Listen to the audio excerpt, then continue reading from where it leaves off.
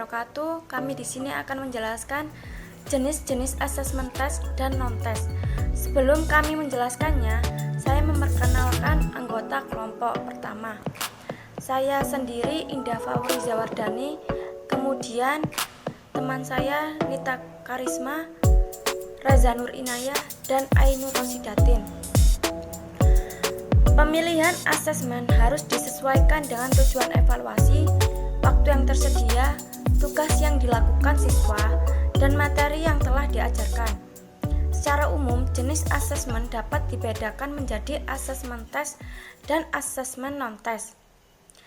Slide selanjutnya akan dijelaskan oleh teman saya, Nita Karisma.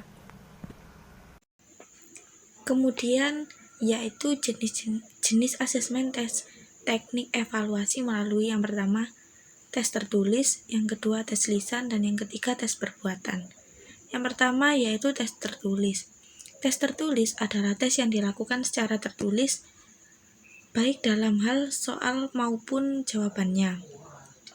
Namun tes yang disampaikan secara lisan dan dikerjakan secara tertulis masih digolongkan ke dalam jenis tes tertulis.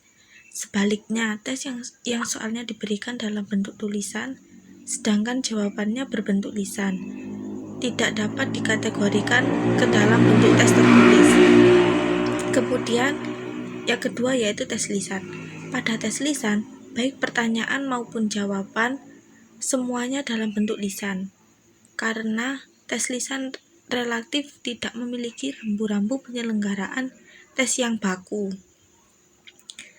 Karena itu, hasil dari teks biasanya tidak menjadi informasi pokok, tetapi pelengkap dari instrumen asesmen yang lain. Kemudian yang ketiga yaitu tes perbuatan. Tes perbuatan merupakan bentuk tes yang menuntut jawaban siswa dalam bentuk perilaku, tindakan, atau perbuatan.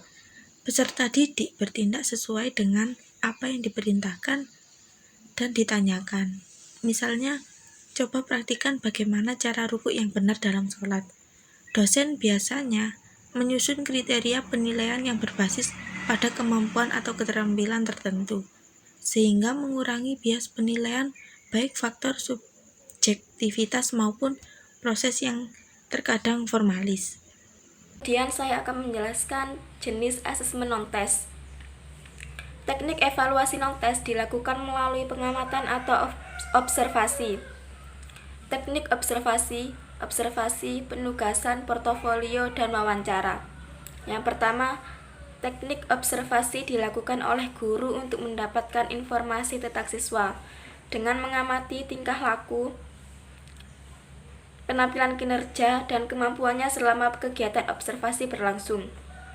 Yang kedua, observasi dapat ditujukan kepada siswa secara berkelompok atau secara individu.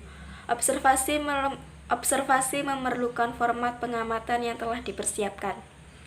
Selanjutnya akan dijelaskan oleh Ainur Rosidatin. Teknik non-tes.